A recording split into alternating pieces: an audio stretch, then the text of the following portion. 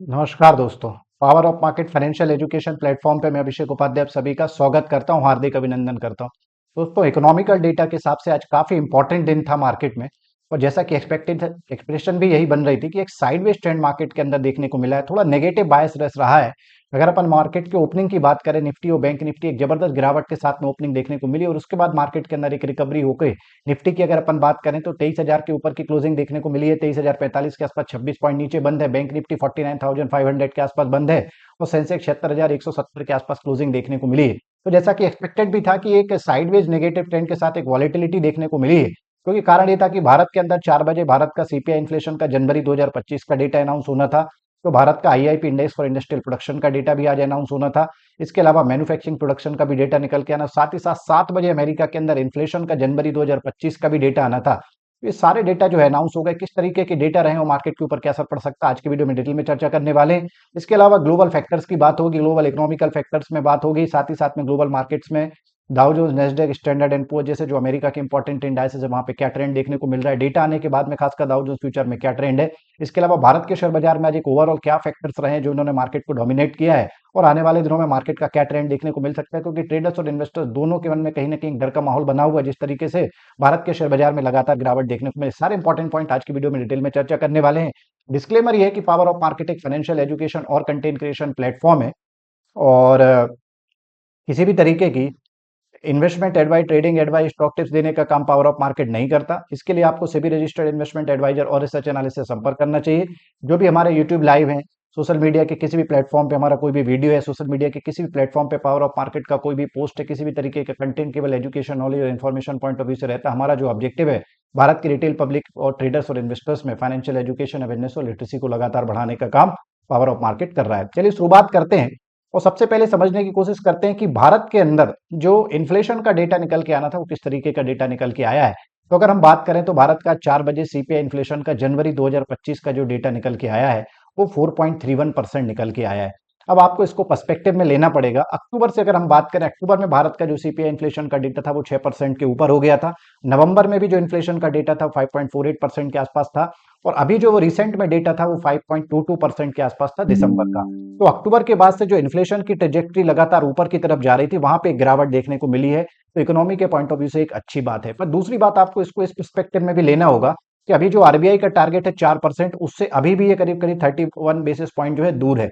दूसरी बात यह है कि ऑलरेडी देखिए ब्याज दरों में कटौती देखने को मिली है। इस वाली जो मॉनेटरी पॉलिसी आई है वहां पे फरवरी 2025 को जो 7 तारीख को मॉनेटरी पॉलिसी आई है, वहां पे आरबीआई के जो नए गवर्नर साहब है संजय मल्होत्रा जी, उनकी जो कमेटी रही है वहां पे ब्याज दरों में कटौती 25 बेसिस पॉइंट की हम ऑलरेडी देख चुके हैं। तो अब प्रश्न ये उठ रहा है कि ब्याज बाजार में कटौती हो चुकी है, उसके बाद भी मार्केट के अंदर एक रिकवरी नहीं और इन्फ्लेशन का डेटा कम होके आया। फिर साथ ही साथ आपको ये भी समझना होगा कि index for industrial production IIP का जो दिसंबर 2024 का डेटा अनाउंस हुआ है थोड़ा सा नेगेटिव साइड पे देखने को मिल रहा है। लास्ट टाइम 5% के ऊपर की ग्रोथ थी और इस बार जो अलग अलग एजेंसियों ने सर्वे किया था, ज्यादातर फाइनेंशियल एजेंसियों का मानना था कि भारत का इंडेक्स फॉर इंडस्ट्रियल प्रोडक्शन का जो डेटा है वो करीब करीब 3.9% के आसपास रह सकता है, पर जो एक्चुअल डेटा निकल के आया वो 3.2% आया है। भारत का manufacturing sector, mining sector, utilities की बात करें, कंस्ट्रक्शन की बात करें, इनकी कंपोजिट ग्रोथ को जो मेजर करने वाला इंडिकेटर है वहां पे थोड़ा दिसंबर के डेटा में गिरावट देखने को मिली है। पिछले डेटा से अच्छा खासा एक करेक्शन हुआ है, तो ये मार्केट के अंदर एक प्रेशर क्रिएट कर सकता है। साथ ही साथ में अगर मैन्युफैक्चरिंग प्रोडक्शन की भी बात करें तो वहां पे भी एक बंपर गिरावट हमें देखने को मिली है। ओवरऑल दो डेटा नेगेटिव साइड पे आए हैं और एक डेटा जो है वो अभी भी आरबीआई के टारगेट के ऊपर है। तो मार्केट के हिसाब से कोई बहुत ज्यादा पॉजिटिव इवेंट इसको हम कंसीडर नहीं कर सकते। अब ओवरऑल मार्केट की बात करें उसके बाद यूएस के इन्फ्लेशन के डेटा का डिटेल में चर्चा करेंगे और फेड चेयरमैन जेरोम पावेल साहब की टेस्टिफाइज की भी चर्चा हो जाएगी। देखिए निफ्टी की अगर बात करें, आप लोगों को ध्यान है जो लोग लगातार हमारे चैनल पे आते हैं कि 22,800 के सपोर्ट की चर्चा की गई थी और आज आप देख सकते हैं कि निफ्टी ने जो लो बनाया है 22,815 के आसपास का लो है। ओवरऑल अभी भी आने वाले दिनों में जब तक निफ्टी 22,800 के नीचे क्लोजिंग नहीं देता कोई बड़ा करेक्शन आने की संभावना कम है। और ऊपर की तरफ अगर हम बात करें तो 23,300 के आसपास पहला रेसिस्टेंस है, उसके बाद में 23,500 के आसपास काफी सिग्निफिकेंट रेसिस्टेंस है। जब तक निफ्टी 23,500 के ऊपर क्लोजिंग नहीं करता कोई फर्दर टेक्निकल स्ट्रेंथ आने की संभावनाएं काफी कम लग रही है। ओवरऑल अगर टेक्निकल टेक्सचर की बात करें, लॉन्ग टर्म चार्ट पे भी देखें तो पिछले 5-6 दिन से जो निफ्टी का ओवरऑल ट्रेंड रहा है वो काफी कमजोर देखने को मिल रहा है। तो अभी भी जो टेक्सचर है, स्ट्रक्चर है, वो काफी कमजोर है। ये बात जरूर है कि आज 22,800 के आसपास एक क्लासिकल जो है बाउंस देखने को मिला है। तो अगर जब तक 22,800 का लेवल रिटेन होता है, कोई फर्दर बड़ी गिरावट भी निफ्टी के अंदर आने की संभावना कम है। पर अगर 22,800 के नीचे चला जाता है और क्लोजिंग हो जाती है, तो फिर मार्केट में कहीं ना कहीं वीकली चार्ट के हिसाब से 21,800 22,000 तक के जो इंपॉर्टेंट सपोर्ट है वो मार्केट के अंदर ओपन हो सकते हैं। कल जहां तक बात करें निफ्टी के जो वीकली एक्सपायरी थोड़ा साइडवेज टू नेगेटिव ट्रेंड में देखने को मिल सकती है, क्योंकि अमेरिका के अंदर जो इन्फ्लेशन का डेटा है वो थोड़ा बढ़ के आया है।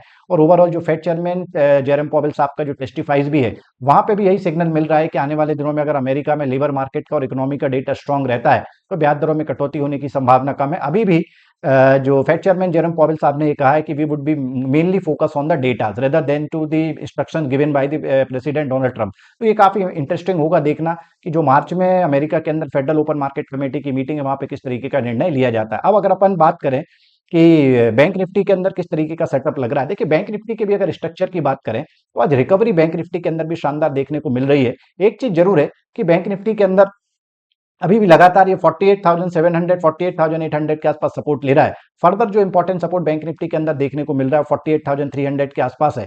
तो जब तक बैंक निफ्टी 48,300 के लेवल को नहीं तोड़ता तब तक कोई बड़ा करेक्शन आने की संभावना कम है। 48,300 के नीचे अगर बैंक निफ्टी निकलता है तो फिर शॉर्ट टर्म बेसिस पे थोड़ा ट्रेंड नेगेटिव हो सकता है, क्योंकि जो फर्दर इंपॉर्टेंट सपोर्ट है 47,800 के आसपास देखने को मिल रहा है। बैंक निफ्टी में दो इंपॉर्टेंट सपोर्ट 48,300 और 47,800 के देखने को मिल रहे हैं। रेसिस्टेंसेस की अगर बात करें तो 50,100, जब तक बैंक निफ्टी 50,100 के ऊपर नहीं निकलता तब तक कोई सिग्निफिकेंट स्ट्रेंथ आने की संभावना कम है। इस लेवल के ऊपर निकलने पे जो सबसे इंपॉर्टेंट रेसिस्टेंस है बैंक निफ्टी में 50,500 के आसपास देखने को मिल रहा है। ओवरऑल जो टेक्सचर है बैंक निफ्टी का वो अभी भी वीक है, पर एक पॉइंट आपको ध्यान रखना है कि जब भी मार्केट में रिकवरी आएगी, अभी ऐसा लग रहा है कि बैंक निफ्टी में रिकवरी निफ्टी की तुलना में ज्यादा तेज देखने को मिल सकती है। अब बात करें मिड कैप और स्मॉल कैप की जो स्थिति है वो सबसे ज्यादा कमजोर देखने को मिल रही है। आज भी मार्केट के अंदर मिड कैप स्मॉल कैप में गिरावट हुई है, और आप देख सकते हैं कि मिड कैप ने जो हमने आपको बताया था 11,000 11,100 के आसपास एक सपोर्ट लेने की कोशिश कर रहा है। तो जब तक मिड कैप 11,000 के आसपास बना हुआ है तब तक कोई फर्दर गिरावट आने की संभावना कम है। और अगर एक बार 11,000 के लेवल को तोड़ता है तो 10,700 तक जा सकता है। ओवरऑल जो मिड कैप का सेटअप है वो काफी कमजोर लग रहा है, सबसे कमजोर इंडेक्स मिड कैप ही लग रहा है। और ऊपर की तरफ अगर हम बात करें तो 11,900 का पहला रेसिस्टेंस, उसके बाद 12,200 के आसपास दूसरा रेसिस्टेंस देखने को मिल रहा है। अब बात करते हैं सेंसेक्स की। देखिए सेंसेक्स की जो वीकली एक्सपायरी हुई थी वो काफी वीक नोट पे देखने को मिली है।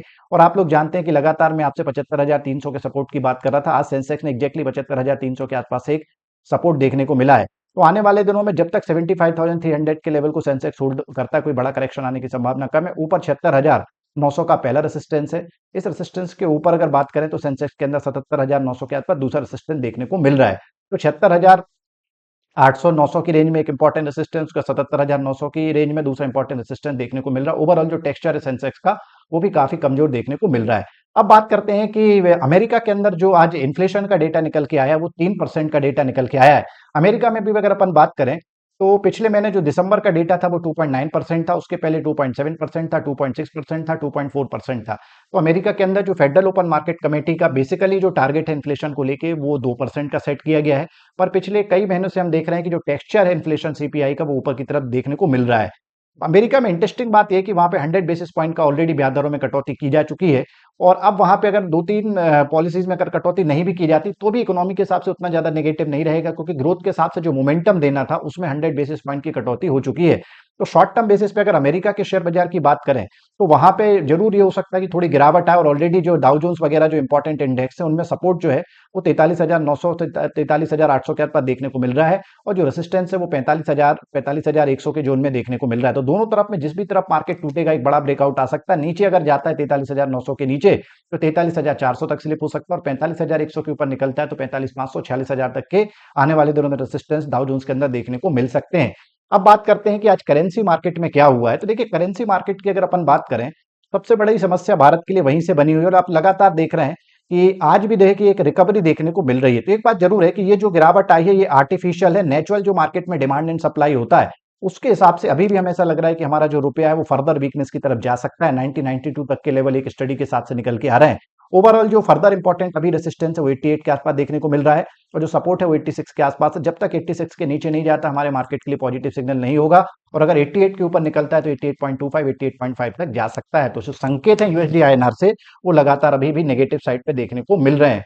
अब बात करते हैं डॉलर इंडेक्स की। देखिए डॉलर इंडेक्स भी लगातार 105 के ऊपर रिटेन है और अपन देख रहे हैं कि आज जो इसकी रेट है वो 107.95 के आसपास चल रहा है। जो सपोर्ट है इसके अंदर वो 106.50 का है और रेसिस्टेंस 110 का। ओवरऑल जो डॉलर इंडेक्स अभी संकेत है वो हमारे मार्केट के लिए नेगेटिव देखने को मिल रहे हैं।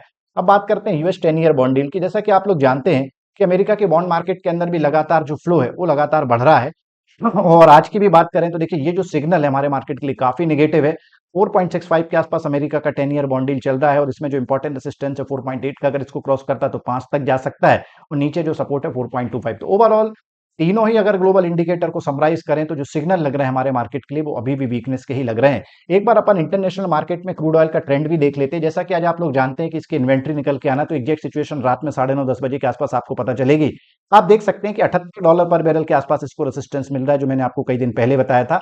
$78 पर बैरल के इस वाले जोन में आता है तो $82 पर बैरल तक जा सकता है। नीचे जो सपोर्ट है, अगर $74 पर बैरल को तोड़ता है तो $72 पर बैरल तक जा सकता है। तो अभी $74 पर बैरल से लेकर $78 पर बैरल के बीच में ब्रेंट क्रूड ऑयल चल रहा है। ओवरऑल जो इसका भी सेटअप है वो सेल ऑन राइज का है और लगातार ये नीचे की तरफ देखने को मिल रहा है। तो ये कुछ सिनारियो बन के आ रहा है। जहां तक बात करें जेरम पॉवेल साहब की जो टेस्टिफाइज हैं, आज एक और टेस्टिफाइज 8:30 बजे होना, रात में यूट्यूब लाइव में डिटेल में चर्चा करेंगे। आज का जो जेरम पॉवेल साहब का टेस्टिफाइज है वो अमेरिका में, यूएस में जो हाउस के अंदर जो फाइनेंशियल सर्विसेज कमेटी मेंबर्स हैं उनके सामने वाशिंगटन में होने वाला। काफी इंटरेस्टिंग रहेगा। देखना होगा कि जो semi annual monetary policy report को लेकर जो टेस्टिफाइज दिया जाता है जेरम पॉवेल साहब की तरफ से, उससे किस तरीके के सिग्नल मार्केट के अंदर निकल के आते हैं। पर अभी भी मार्केट के अंदर चाहे टैरिफ वॉर की बात करें, चाहे अनसर्टेनिटीज की बात करें, अमेरिका के अंदर जो फेड चेयरमैन साहब की पॉलिसीज हैं या जो वहां पे डोनाल्ड ट्रंप साहब जिस तरीके से लगातार बड़े बड़े निर्णय ले रहे हैं, तो एक अनसर्टेनिटी का माहौल। और ऐसे सिनारियों में जब भी मार्केट में कोई अनस्टेबिलिटी होती है, कंपनियों के अगर रिजल्ट्स की बात करें वहां से भी कोई बड़ा पॉजिटिव ट्रिगर देखने को नहीं मिल रहा है, तो आने वाले दिनों में लग रहा है कि मार्केट हो सकता है यहाँ से जो करे वर्तमान लेवल है वहां से नीचे जाने की संभावना ज्यादा दिख रही है। इस पर्सपेक्टिव को आपको अपने माइंड में लेके चलना है।